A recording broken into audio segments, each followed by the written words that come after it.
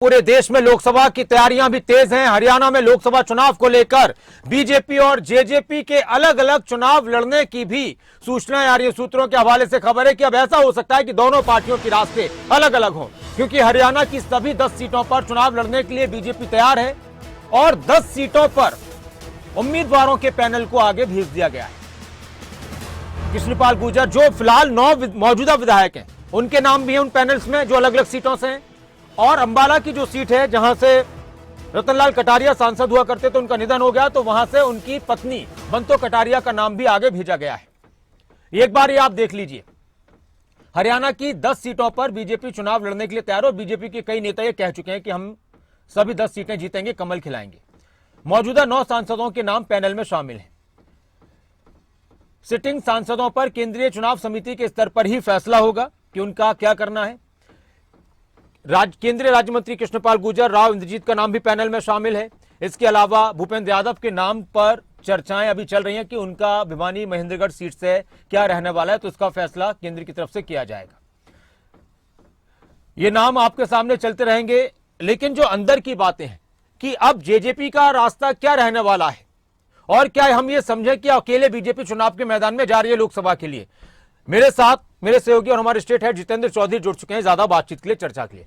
जितेंद्र, जब ये खबर आई है और इस तरह की जब लिस्ट आई है कि सभी नाम भेज दिए गए हैं पैनल में और हर सीट पर कहीं पर 4 कहीं पर 5 ये नाम हैं और 10 की 10 सीटों के लिए नाम भेजे गए, तो क्या ये इशारा कर दिया गया है बीजेपी की तरफ से कि बस हम 10 ही सीटों पर लड़ने वाले हैं चुनाव?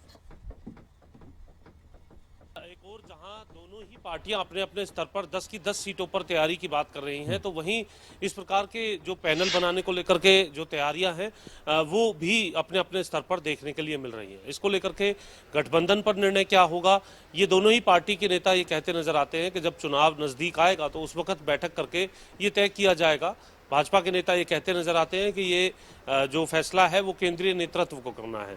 आज जिस प्रकार से हरियाणा बीजेपी की अहम बैठक थी और इस बैठक में चुनाव को लेकर के जो खास चर्चा है, लोकसभा के जो चुनाव है उसमें किस तरीके से जो उम्मीदवार है उनका पैनल तैयार किया जाए, उसमें किन किन बातों को ध्यान में रखा जाए, इसको लेकर के आज की इस बैठक के अंदर लंबी चर्चा के बाद एक पैनल जो है वो सेंटर को, केंद्र को भेज दिया गया है हरियाणा चुनाव समिति की इस बैठक के बाद। और इस बैठक में अगर हम बात करें तो सभी जो मौजूदा सांसद हैं उनके जो नाम हैं वो इसके अंदर जहां शामिल किए गए हैं, तो वहीं कुछ और नाम भी इसके साथ जोड़े गए हैं। हालांकि मौजूदा जो सिटिंग सांसद हैं, जिस प्रकार की खबरें इससे पहले भी नासिर हम अपने तमाम दर्शकों को बता चुके हैं कि हो सकता है कि इस बार टिकट वितरण को लेकर के जो मौजूदा सांसद हैं उसमें बदलाव देखने के लिए मिले, लेकिन फैसला क्योंकि अभी आगे होने वाली मीटिंगों में होना है, तो वहीं हरियाणा चुनाव समिति की जो ये बैठक हुई है, इस बैठक के जरिए जो पैनल है वो भेज दिए गए हैं। फरीदाबाद की अगर हम बात करते हैं तो कृष्णपाल गुर्जर जो कि केंद्र में मंत्री हैं, उनका नाम इसके अंदर शामिल किया गया है, तो साथ में विपुल गोयल का नाम भी इस पैनल के अंदर शामिल किया गया है। जिस तरीके से हमारे विश्वस्त सूत्रों ने ये जानकारी हम तक साझा की है, अब अपने आप में फरीदाबाद की जो राजनीति है वहाँ पर विपुल गोयल और कृष्णपाल गुर्जर के किस तरीके के राजनीतिक ताल्लुकात है ये किसी से छुपा नहीं है। तो ऐसी स्थिति में दोनों ही पार्टी के अंदर अगर हम बात करें, दोनों ही नेता जो है वो आमने सामने अपने वर्चस्व को लेकर के कई बार जो है इससे पहले भी देखने के लिए मिले हैं। तो अब इस लोकसभा के चुनाव के अंदर भी ये कहा जा सकता है कि फरीदाबाद की जो सीट है उस पर भाजपा की तरफ से प्रत्याशी कौन होगा, ये अब इस पैनल को भेजने के बाद और भी ज्यादा दिलचस्प हो चुका है, क्योंकि विपुल गोयल अपनी पुरजोर तैयारियों में इससे पहले लगे हुए थे।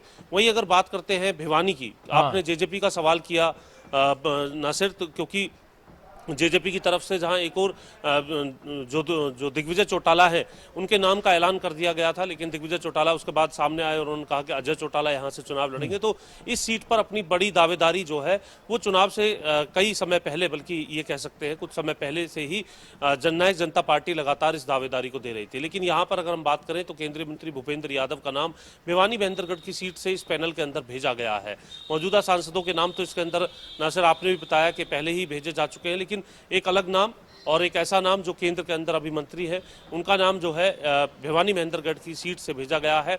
यहाँ पर ये समीकरण जो आपने जजपा के समीकरण को लेकर के पूछा, ये देखना होगा कि इसको किस तरीके से पाटने का काम जो है वो किया जाता है, या फिर भूपेंद्र यादव का जो नाम लिया गया है उस नाम को भी इसी बात को ध्यान में रखा गया है कि आने वाले समय में किसी नेगोशिएशन की जरूरत क्या इस सीट हाँ, पर मतलब पड़ इस सीट सकती को है। लेकर थोड़ा सा गुंजाइश छोड़ दी गई है ऐसा लग रहा है जितेंद्र, इस सीट को लेकर, भिवानी को लेकर, कि वहां से उन्होंने भी दावेदारी, अच्छा जेजेपी भी भिवानी को लेकर, भिवानी महेंद्रगढ़ को लेकर सबसे ज्यादा अपना दावा ठोक रही है कि भाई हमें ये सीट दे दी है, तो इसलिए गुंजाइश छोड़ दी गई है। देखिए बिल्कुल नासिर, आपको याद होगा और जो दर्शक हमें इस समय दक्षिण हरियाणा से देख रहे होंगे उन्हें भी ये पता होगा कि भूपेंद्र यादव का नाम जब हम बात करते थे लोकसभा चुनाव लड़ने की तो गुरुग्राम से भी सुनने में आता था, लेकिन वहां पर अपने आप में राव इंद्रजीत का जो कद है, वो वर्चस्व है, वो पूरे तरीके से कायम है। लेकिन पैनल के अंदर जो नाम है वो जरूर यहाँ पर देखा जा सकता था। और यहाँ पर अगर हम बात करें भूपेंद्र यादव के नाम पर, अब पिछले कुछ समय से ये चर्चा शुरू हुई थी कि उन्हें भिवानी महेंद्रगढ़ भेजा जा सकता है। तो इसके पीछे कोई सियासी प्लानिंग भी हो सकती है, क्योंकि जब नेता इस तरीके की कोई बड़ी प्लानिंग करती है, वरिष्ठ नेता किसी बैठक के अंदर बैठते हैं, तो ऐसी स्थिति में आगे की तमाम बातों को भी ध्यान में रखा जाता है कि किस तरीके से जो चुनावी रूपरेखा है वो रहने वाली रहेगी, और उसमें जो नेगोशिएशन अगर करने की आवश्यकता पड़ती है तो किस तरीके से पड़ेगी। क्योंकि भूपेंद्र यादव की अगर हम बात करते हैं तो बड़े कद्दावर नेता हैं भारतीय जनता पार्टी के, केंद्र के अंदर मंत्री हैं। अब उनका नाम यहाँ से किस प्रकार से सामने आया है, क्योंकि वो इस प्रकार के नेता हैं जो यहाँ से भी चुनाव लड़ सकते हैं। इसके अलावा भी कई दूसरे राज्यों की ऐसी अहम सीट है जहां से भूपेंद्र यादव जैसा नाम जो है वो आसानी से चुनाव के मैदान में उतर सकता है। तो भिवानी की जो सीट है वो काफी दिलचस्प रहने वाली। जी मैं आता हूं आपके पास। एक प्रतिक्रिया अभी फिलहाल की मौजूदा स्थिति दिल्ली से क्या कुछ नजर आ रही है, और ये खबर भी थी कि मुख्यमंत्री अब चंडीगढ़ के लिए रवाना हो चुके हैं। राजा, बहुत संक्षेप में क्या कुछ रहा दिल्ली में, और जेजेपी और बीजेपी को लेकर जो आने वाले वक्त में दोनों के रास्ते क्या होंगे, इसको लेकर क्या पुख्ता जानकारियां मिल रही हैं?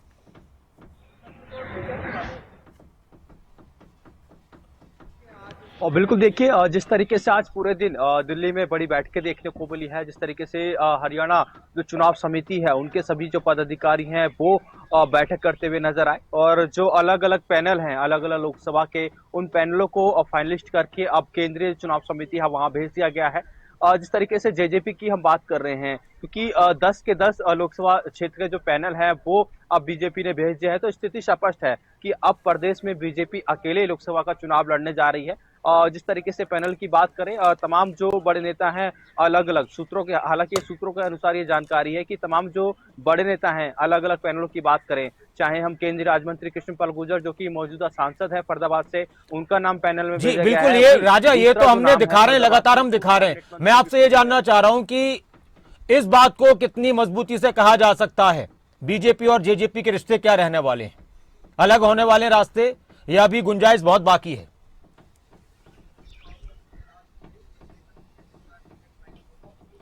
बिल्कुल देखिए, तमाम जो पदाधिकारी हैं, चाहे हम जो केंद्रीय चुनाव समिति की सदस्य हैं सुधा यादव, उनका आपने बयान सुना होगा। गठबंधन को लेकर जब उनसे सवाल किया गया तो उन्होंने कहा कि हमने 10 के 10 लोकसभा क्षेत्र के जो हमारे पैनल है वो केंद्रीय चुनाव समिति में भेज दिए है। अब गठबंधन के साथ हम चुनाव लड़ेंगे नहीं लड़ेंगे इसका फैसला केंद्रीय हाईकमान करेगा, यानी कि जो गेंद है केंद्रीय हाईकमान के पाले में जा चुकी है। किस तरीके का डिसीजन, क्योंकि आज मतलब हम ये कह सकते हैं राजा कि हरियाणा के जो ज्यादातर नेता हैं, बहुत ज्यादा नेता हैं हरियाणा बीजेपी के, वो नहीं चाहते कि जेजेपी के साथ मिलकर चुनाव लड़ा जाए। ज्यादातर नेता नहीं चाहते जेजेपी के साथ मिलकर चुनाव लड़ा जाए। बिल्कुल जी जी राजा। राजा, अभी मुख्यमंत्री का कार्यक्रम क्या रहा? वापस चंडीगढ़ के लिए रवाना हो चुके हैं तरीके से।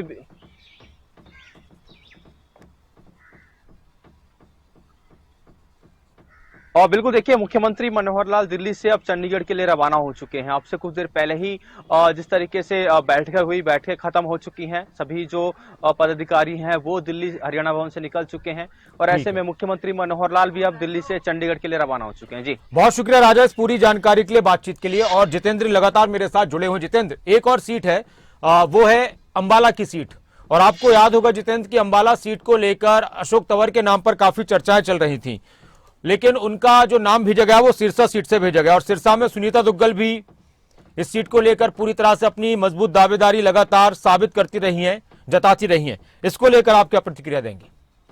देखिए, बिल्कुल अंबाला की सीट पर बंटू कटारिया का नाम यहां पर पैनल के अंदर भेजा गया है। आपने ठीक कहा कि दो जो रिजर्व सीट है अंबाला की और सिरसा की, वहां पर अशोक तंवर के पार्टी ज्वाइन करने के बाद कयास लगाए जा रहे थे कि इन सीटों पर जो सांसद प्रत्याशी के तौर पर अशोक तंवर को उतारा जा सकता है, लेकिन उनका नाम सिरसा से भेजा गया है। इससे पहले भी सिरसा से वो MP रहे हैं। और अभी अगर हम बात करें तो आपने ठीक कहा कि सुनीता दुग्गल वहां पर है, लेकिन इनमें से किसको सीट दी जाएगी, क्योंकि आपसी खींचतान जब इस प्रकार के पैनल सामने आ जाते हैं तो प्रयास किया जाता है, अपने अपने स्तर पर लॉबिंग की जाती है कि उनका नाम जो है वो किस तरीके से फाइनल सूची में देखने के लिए मिले। इसका प्रयास जो है वो शुरू हो जाता है। आपने देखा होगा कि एक मीटिंग के दरमियान बंटू कटारिया की तरफ से साफ तौर पर एक चेता दिया गया था कि अंबाला की सीट की तरफ देखने की आवश्यकता नहीं है। तो सुनीता दुग्गल के वो बयान भी लोगों ने सुने होंगे जिसमें उन्होंने कहा कि अशोक तंवर से उनकी बात हुई है, वो तो इस सीट से नहीं लड़ना चाहते हैं। तो ये तमाम चीजें अब से पहले कुछ और थी, लेकिन अब इस पैनल के बाद कुछ और बनती हुई नजर आएंगी। अब इसमें अशोक तंवर क्या कहते हैं, किस तरीके से अब बयान जो है वो बदले जाते हैं, ये देखना होगा।